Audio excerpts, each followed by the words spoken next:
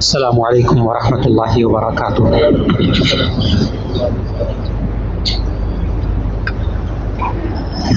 नहमदुहु व नुसल्ली अला रसूलिहिल करीम। अम्मा बअद फ़अऊज़ु बिल्लाहि मिनश शैतानिर रजीम। बिस्मिल्लाहिर रहमानिर रहीम।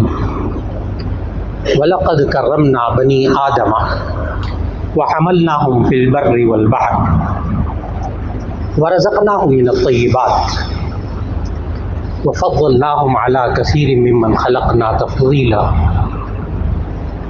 सदक़ल्लाहुल अज़ीम। अल्लाह रब्बुल इज़्ज़त ने इस आयत करीमा में ये इरशाद फरमाया, वलक़द कर्रमना बनी आदम, हमने बनी आदम को इज़्ज़त दी। वलक़द कर्रमना बनी आदम, अल्लाह ताला फरमा रहा है हमने बनी आदम को इज़्ज़त दी। आदम को नहीं, आदम को दी इज़्ज़त के जी फरिश्तों को कहा सजदा करो। इस वलक़द कर्रमना बनी आदम, इस आदम की औलाद को हमने इज़्ज़त दी। इस पूरी इंसानियत को अल्लाह ने इज़्ज़त दी। अगर होता ना कि हमने आदम अलैहिस्सलाम को बड़ी इज्जत दी, जी देखो जी फरिश्तों से सजदा करवाया, तो आज के इंसान पूछते जी हमें क्या दिया है, हमारी तो कोई इज्जत ही नहीं। वो तो आदम अलैहिस्सलाम की इज्जत होती। अल्लाह ताला ने मसला ही खत्म कर दिया। वलक़द कर्रमना बनी आदम, अल्लाह कहता है हमने बनी आदम को, आदम की औलाद को इज्जत दी। व हमलनाहुम फिल बर्रि वल बहर, और हमने उसको सवार कर दिया खुश्की के ऊपर भी और समुंदर के ऊपर भी। अभी उस वक्त हवाई जहाज नहीं बना था जब ये कुरान हकीम नाजिल हुआ, इस वक्त हवाई जहाज नहीं था। 500 600 अफराद को मक्के मदीने ले जाने वाला हवाई जहाज नहीं था। ये कुरान क़यामत तक के लिए। व हमलनाहुम फिल बर्रि वल बहर, और हमने इसको सवार कराया खुश्की के ऊपर भी, समुंदर के ऊपर भी। इतनी इज्जत दी। वरज़क़नाहुम मिनत तय्यिबात, और हमने, अल्लाह कह रहा है हमने इनको पाकीज़ा रिज़्क़ दिया।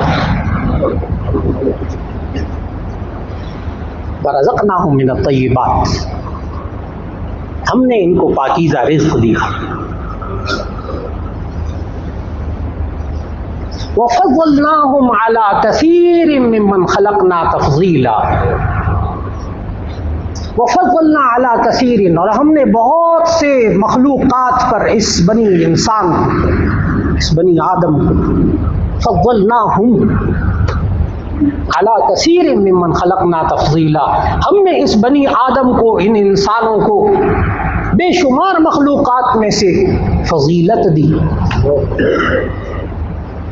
बड़ी फ़ज़ीलत दी।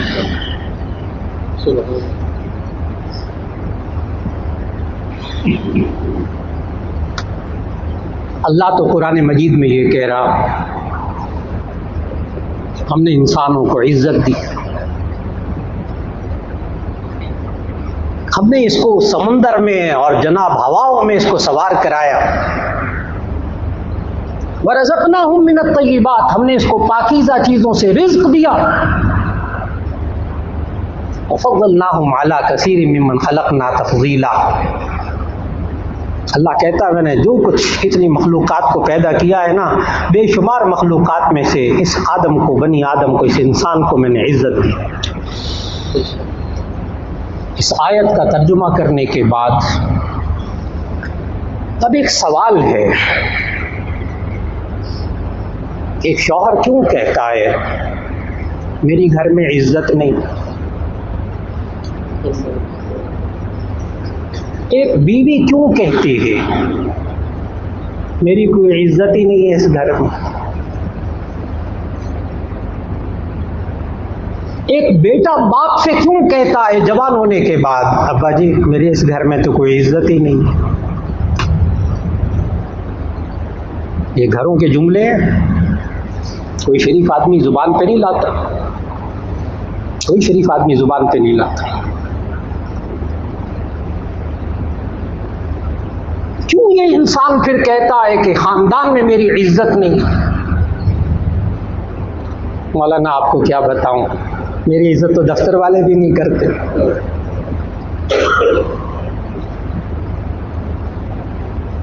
एक बड़ा अफसर आ रहा है, मौलाना साहब क्या हो गया इंसानों को, मेरे तो माताहत मेरी इज्जत नहीं करते।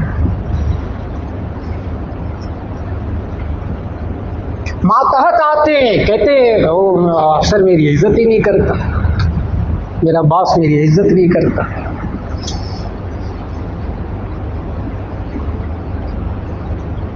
और ये बाप अपनी नौजवान औलाद के बारे में क्या कह रहा है, मौलाना हम क्या अपने दिल को खोल के आपके सामने रखे, हमारी अपनी औलाद हमारी इज्जत नहीं करती। मैंने कहा शरीफ आदमी कोई जुबान पे नहीं लाता जुमले, ये जितने जुमले जिक्र किए। अब सवाल ये है कि अल्लाह ने तो दी इज्जत, ये इंसान बेइज्जत क्यों हुआ। आज इस सवाल का जवाब अर्ज करना मकसूद है।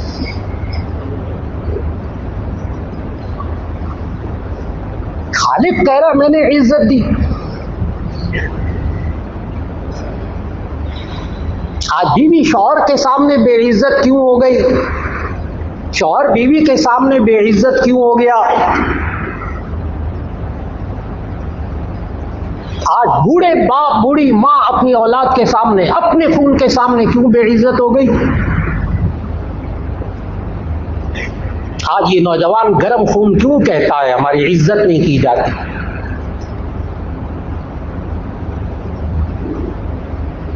आज यूनिवर्सिटी और कॉलेजेस के प्रोफेसर कहते हैं, आपस में बातें कर रहे थे, प्रोफेसर साहब कोई दिन पे इज्जत थी, अब तो प्रोफेसरों की भी इज्जत नहीं, उस्तादों की भी इज्जत नहीं।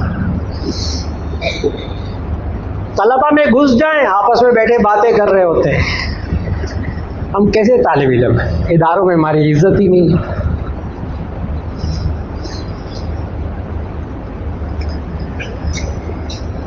अल्लाह ने इस इंसान को इज्जत दी थी, लेकिन ये इंसान उस इज्जत को संभाल नहीं सका।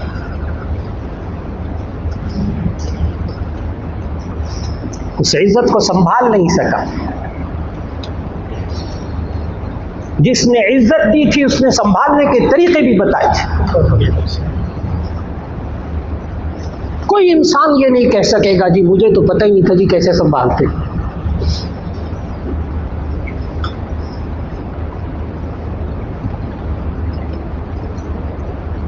ये इंसान अल्लाह के सामने जवाबदेह होगा।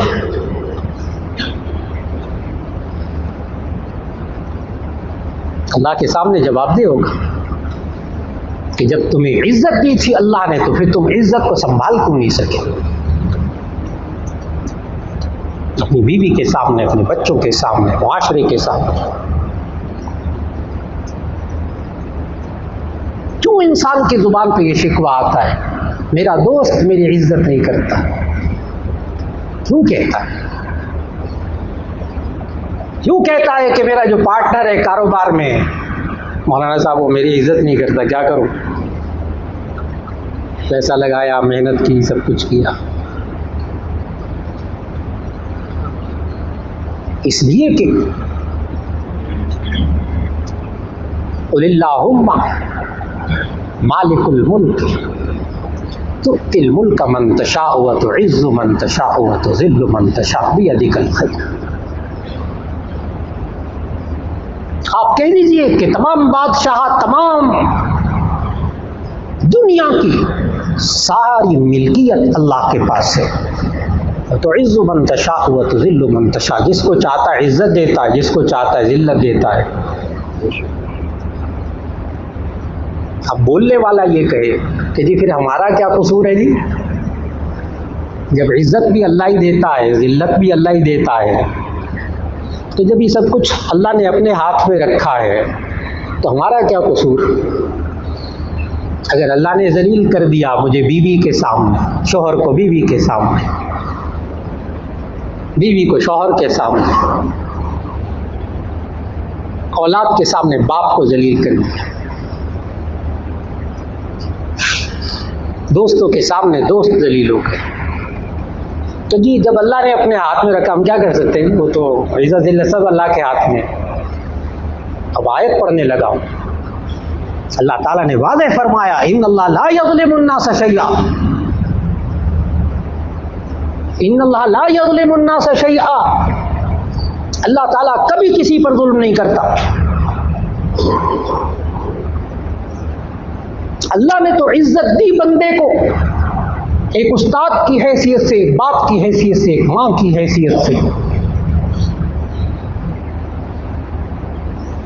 लेकिन जब ये अल्लाह के हुक्मों पर नहीं चलता तो फिर अल्लाह ताला जिल्लत के गढ़ों में उतार देता है। तो फिर अल्लाह जिल्लत के गढ़ों में उतार देता है। फिर मत कहें कि जिल्लत अल्लाह ने दी। एक आयत जहां कुरान मजीद में आती है, पहले पारे के बिल्कुल शुरू में, ख़तम अल्लाहु अला क़ुलूबिहिम व अला समइहिम, वो है पहले अअंज़रतहुम अम लम तुनज़िरहुम ला युमिनून। इनको आप नबी सल्लल्लाहु अलैहि वसल्लम को खिताब है, आप इनको डराएं या ना डराएं ये ईमान नहीं लाएंगे। ख़तम अल्लाहु अला क़ुलूबिहिम व अला समइहिम व अला अबसारिहिम ग़िशावा, अल्लाह ने इनके दिलों पर मोहर लगा दी, इनकी आंखों पे पर्दे, नहीं लाएंगे ईमान। तो वहाँ एक सीधा सा सवाल है, आप हज़रात तर्जुमा पढ़ते हैं माशाअल्लाह, एक सीधा सा सवाल है कि जी जब अल्लाह ने मोहर लगा दी है, अल्लाह कह रहा है ख़त्म अल्लाहु, अल्लाह ने मोहर लगा दी, नहीं ईमान लाएंगे, तो जी फिर इनका क्या कसूर है नहीं ईमान लाते। ये है वो सवाल है, इसका जवाब समझेंगे तो उसका जवाब भी मिलेगा। जब अल्लाह ने मोहर लगा दी है तो इन काफिरों का क्या कसूर। ये सवाल जब तफसीर पढ़ रहा था तो जामे शफिया में अपने उस्ताद अजीम मुफस्सिर कुरान, अल्लाह उनको गरीब के रहमत फरमाए, हज़रत मौलाना अब्दुर्रहमान अशरफी साहब रहमतुल्लाह, मैंने उनसे सही मुस्लिम मुकम्मल पढ़ी अल्हम्दुलिल्लाह। तो जब ये आयत आई तफसीर के दौरान तो सवाल हुआ वहाँ उस मुहद्दिस और मुफस्सिर पर कि जी जब अल्लाह ने मोहर लगा दी है तो फिर इन काफिरों का क्या कसूर। अब उन्होंने जो जवाब दिया उसको समझना है आपने। कहने लगे कि अगर आप डाकखाने में लेटर बॉक्स, उस वक्त अगर आप डाकखाने में ख़त लिखें किसी को और उस पर टिकट लगाएं और उसको आप लेटर बॉक्स में डाल दें, डाकखाने में डाल दें, अब वो जब आगे जब जाएगा उस पोस्ट ऑफिस से, उस डाकखाने से, तो वो डाकखाने वाला उस स्टैंप के ऊपर मोहर लगा देगा, यानी उस टिकट के ऊपर मोहर लगा देगा। अब कोई बंदा ये कहे कि जी आपने मेरी इस टिकट, इतनी खूबसूरत टिकट मैंने लगाई थी 25 रुपए की, 20 रुपए की, 10 रुपए की, इसके ऊपर आपने एक काले रंग की मोहर लगा दी है, खराब कर दिया इसको। तो वो आगे से जवाब ये देगा पोस्ट ऑफिस वाला, मोहतरम ये दुरुस्त है कि हमने ये मोहर लगाई है लेकिन आपने लगवाई है, आप ना डालते इसको डाकखाने में, आपने लगवाई है, हमने लगाई है, फिक्र न करें, हम इकरार करते हैं, हम इकरार करते हैं कि हमने लगाई है ये मोहर इस डाक टिकट के ऊपर, लेकिन आपने लगवाई है। बिल्कुल तर्जुमा यही है कि ख़त्म अल्लाहु अला क़ुलूबिहिम व अला समइहिम व अला अबसारिहिम ग़िशावा, अल्लाह ने उनके दिलों पे मोहर लगा दी, उनकी आंखों पे पर्दा है, मोहर अल्लाह ने लगाई है, लेकिन इन काफिरों ने लगवाई है। बात समझने की है। अल्लाह ने इज्जत दी, इस बाप को भी, माँ को भी, औलाद को भी, इस उस्ताद को भी अल्लाह ने इज्जत दी है, इस तालिब इल्म को भी अल्लाह ने इज्जत दी है, तमाम इंसानों को अल्लाह ने इज्जत दी है। लेकिन इंसान फिर कुछ हरकतें ऐसी करता है अपने घर के अंदर कि जिससे वो जिल्लत से दो चार होता है। जिल्लत अल्लाह ही देता है, लेकिन ये लेता बंदा खुद ही है।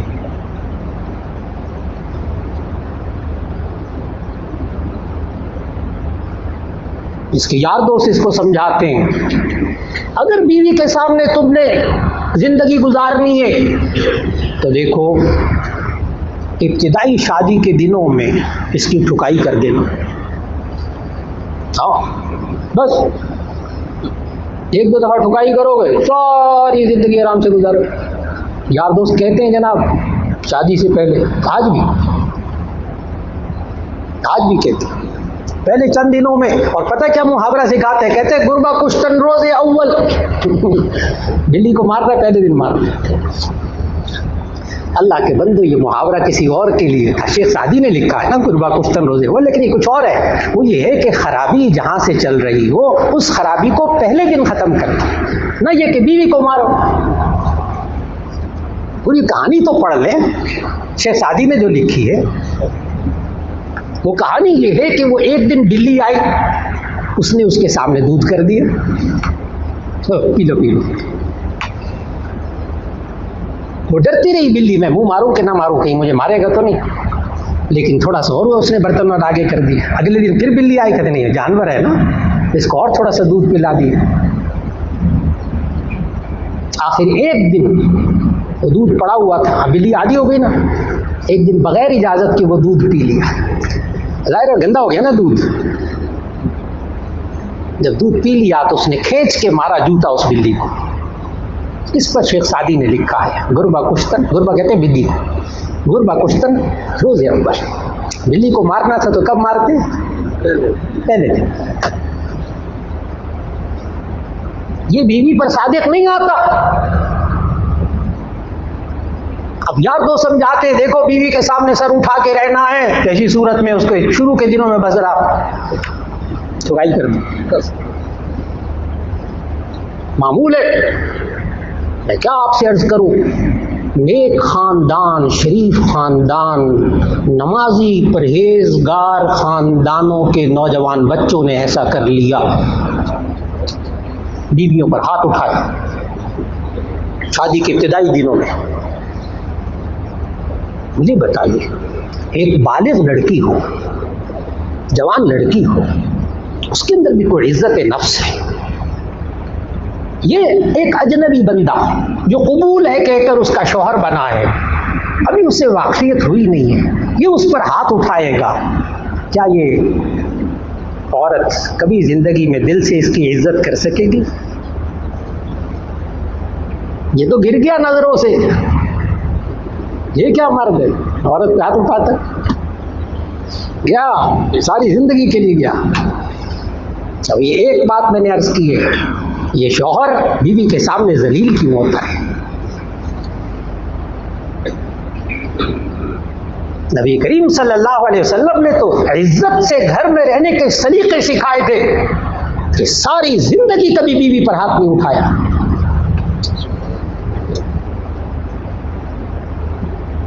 आज ये इंसान अपनी औलाद से अगर इज्जत करवाना चाहता है तो सिर्फ वो एक हदीस ज़हन में होती है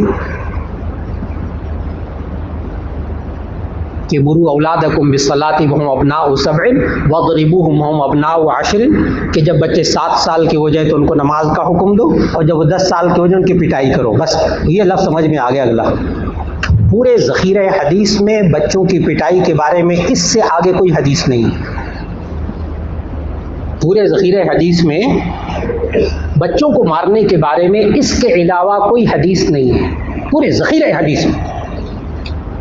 अब इस नेक बंदे ने बस वो याद कर ली हदीस, अब मार रहा है बच्चों को, मार रहा है, जवान भी हो गए फिर भी मार रहा है। अल्लाह के बंदे, नबी करीम सल्लल्लाहु अलैहि वसल्लम ने सारी जिंदगी कभी बच्चे पे हाथ नहीं उठाया था।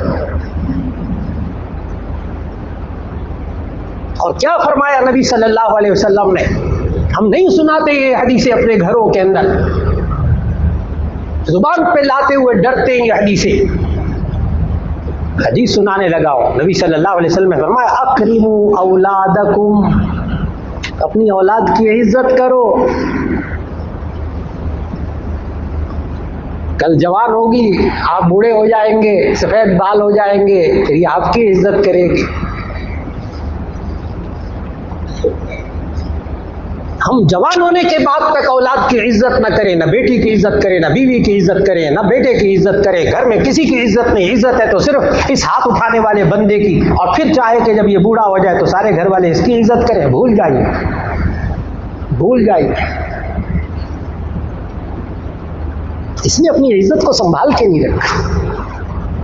ये जुमला अर्ज कर रहा था, इसने अपने घर में अपनी इज्जत को संभाल के नहीं रखा।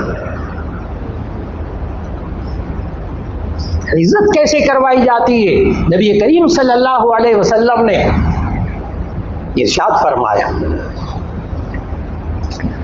लैसा मिन्ना, वो हम में से नहीं है। बहुत बड़ी बात है, लैसा मिन्ना, वो शख्स हम में से नहीं है। मल्लम यरहम सगीरना वलम युक़िर कबीरना, जो हमारे छोटों पर शफ़क़त नहीं करता और हमारे बड़ों की इज्जत नहीं करता, वो हम में से नहीं है। नबी करीम सल्लल्लाहु अलैहि वसल्लम ने तो उनको अपने साथियों से खारिज कर दिया। जब नबी ने दूर कर दिया आपने से, कैसे करीब हो सकता है? लैसा मिन्ना, हम में से नहीं है। मल्लम यरहम सगीरना वलम युक़िर कबीरना फलैसा मिन्ना। यहां मुहद्दिसीन ने एक बात लिखी कि नबी करीम सल्लल्लाहु अलैहि वसल्लम का एक एक जुमला उसके अंदर जो अल्फाज की तरतीब भी होती थी वो भी हिकमत पर मबनी होती थी। अल्फाज की तरतीब, जुमलों की तरतीब कि कौन सा पहला जुमला कौन सा बाद में जुमला, इसलिए कि नबी सल्लल्लाहु अलैहि वसल्लम को तमाम अंबिया में से जो 5 खुसूसियात दी गई थी, जिसका एक और आइंदा मुलाकात में तज़किरा होगा, उसमें से एक खुसूसियत ये थी कि उअतीतु बिजवामिइल कलिम, सहाशिता की हदीस है कि मुझे 5 चीज़ें ऐसी दी गई हैं जो पहले किसी नबी को नहीं दी गई, और उसमें से एक चीज़ ये है उअतीतु बिजवामिइल कलिम, मुझे कलिमात की जामियत अता की गई है। नबी करीम सल्लल्लाहु अलैहि वसल्लम के जो जुमले होते थे उसमें हिकमत होती थी। नबी करीम सल्लल्लाहु अलैहि वसल्लम ने इस जुमले में क्या कहा, फरमाया मल्लम यरहम सगीरना, जो हमारे छोटों पर शफकत नहीं करता। फिर फरमाया वलम युक़िर कबीरना, जो हमारे बड़ों की इज्जत नहीं करता। मालूम हुआ पहले बड़ों को छोटों पर शफकत करनी पड़ेगी, उसके नतीजे में छोटे बड़ों का एहतराम करेंगे।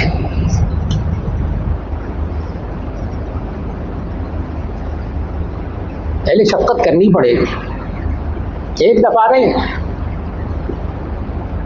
16, 17 साल, 18 साल, 20 साल शफकत करनी पड़ेगी, और उसके बाद इंशाअल्लाह बूढ़े बाप सफ़ेद बाल तो क्या, कब्र में जाने तक की औलाद इज्जत करेगी इंशाअल्लाह। और अल्लाह ने एक निज़ाम बनाया है। नौजवानों से खिताब करना चाहता हूँ, हदीस सुनाना चाहता हूँ नौजवानों को। भूल जाइए नौजवान के जनाब मेरे वालिद साहब फुला, हमारी तो कोई इज्जत ही नहीं थी, मुआशरे में ख़ानदान में भी इज्जत नहीं, हमारी तो कोई इज्जत नहीं करता, हम भी इज्जत नहीं करते जी किसी की। चले, वक्त गुजर गया ना, वक्त गुजर गया।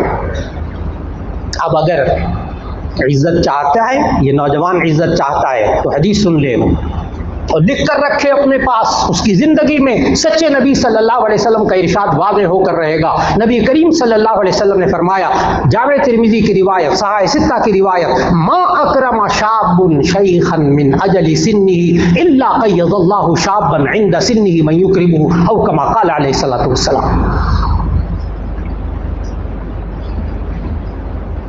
नौजवान संभल कर तर्जुमा सुनिएगा, नौजवान संभल कर। मा अकरमा शाबुन शैखन मिन अजली सिन्निही, जो नौजवान किसी बूढ़े की इज्जत उसके बुढ़ापे की वजह से करता है, जो नौजवान किसी बूढ़े की इज्जत उसके बुढ़ापे की वजह से करता है, अल्लाह ताला इस नौजवान के बुढ़ापे में एक नौजवान को मुकर्रर कर देते हैं इसकी इज्जत करे। नौजवान क्या चाहता है? पीछे जो हुआ सो हुआ, आइंदा क्या चाहता है? क्या इज्जत चाहता है? इस नौजवान को कुछ करना पड़ेगा।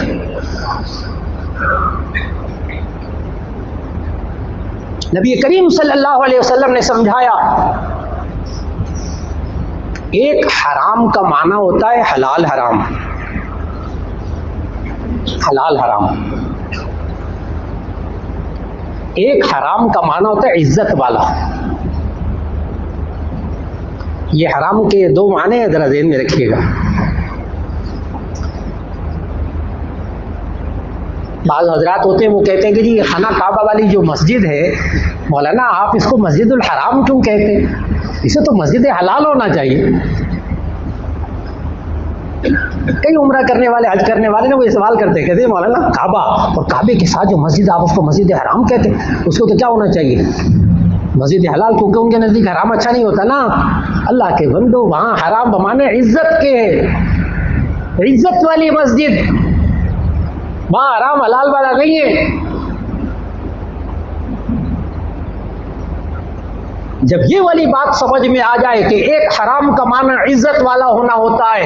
अब नबी करीम सल्लल्लाहु अलैहि वसल्लम का आखिरी खुतबा हज का सुनाना चाहता हूँ, उसका सिर्फ एक जुमला कि नबी करीम सल्लल्लाहु अलैहि वसल्लम ने फरमाया, सारे सहाबा को गवाह बनाकर, कि याद रखो जिस तरह आज के दिन की हुर्मत है, यानी यौम अरफा की, हज के दिन की हुर्मत है, इज्जत है। अब हुर्मत का मतलब मैं बार बार नहीं, हुर्मत का माना इज्जत। जिस तरह ये यौम अरफा की इज्जत है, जिस तरह आज के दिन की इज्जत है, जिस तरह काबे की इज्जत है, जिस तरह मस्जिद हराम की इज्जत है, इसी तरह याद रखो, कुल्लुल मुस्लिम अलल मुस्लिम हरामुन दमुहु व मालुहु व इर्जुहु। बात खत्म हो गई। फरमाया कुल्लुल मुस्लिम अलल मुस्लिम हरामुन, हराम का माना ज़हन में रख लीजिएगा, फिर हलाल हराम की तरफ ज़हन ना जाए। कुल्लुल मुस्लिम अलल मुस्लिम हरामुन, हर मुसलमान का दूसरे मुसलमान पर काबिल एहतराम है। क्या चीज़ काबिल इज्जत है? क्या चीज़? मालुहु, उसका माल, व दमुहु, और उसकी जान, व इर्जुहु, और उसकी आबरू। कुल्लुल मुस्लिम अलल मुस्लिम हरामुन दमुहु व मालुहु व इर्जुहु, हर मुसलमान का दूसरे मुसलमान पर काबिल एहतराम है, उसका खून, उसका माल और उसकी आबरू। आज इंसान इन तीन चीज़ों को अपने घर के अंदर अपनी बीवी को ये तीन एहतराम दे दे, तीन एहतराम दे दे, वो बीवी इस शौहर का एहतराम करेगी। आज ये बीवी शौहर को ये तीन एहतराम दे दे, ये इज्जत पाएगा। आज ये उस्ताद अपने शागिर्द को ये तीन चीज़ें दे दे, ये शागिर्द उस्ताद की इज्जत करेगा। और अगर हम चाहें कि कदम कदम पर इसकी आबरू को हम मैदानों के अंदर लोगों के सामने उछालते फिरे, नबी करीम सल्लल्लाहु अलैहि वसल्लम तीन चीजें समझाई ना, माल, जान और आबरू। अगर हम दूसरे की जान को भी तकलीफ पहुंचाएं, उसके माल को भी तकलीफ पहुंचाएं और उसकी इज्जत भी ना रहने दें, और तीन चीज़ों को हम ख़त्म करने के बाद कहें कि ये हमारी इज्जत करे, तो भूल जाइए। अल्लाह रब्बुल इज़्ज़त, अल्लाह रब्बुल इज़्ज़त जो इज़्ज़त का मालिक, जो इज़्ज़त का मालिक, इज़्ज़त भी वही देता है, ज़िल्लत भी वही देता है। और इस इंसान को, पूरी इंसानियत को अल्लाह ने इज़्ज़त दी है। अल्लाह ने कुरान मजीद में कहा, ये इंसान ज़लील क्यों हुआ? तुम ज़लील हुए तारिक कुरान होकर, तुम ज़लील हुए तारिक कुरान होकर।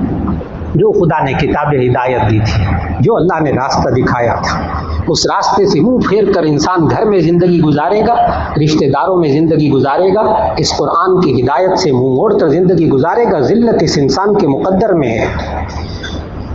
और अगर ये अल्लाह के बताए हुए, अल्लाह ने जो इज़्ज़त दी है, उस इज़्ज़त को अल्लाह के बताए हुए तरीक़ों के मुताबिक ये इंसान संभाल कर रखेगा, सवाल ही पैदा नहीं होता कि एक इंसान अल्लाह के अहकाम पर अमल कर रहा हो, अल्लाह उसको ज़लील कर दे दुनिया के सामने। हो नहीं सकता, मुमकिन नहीं।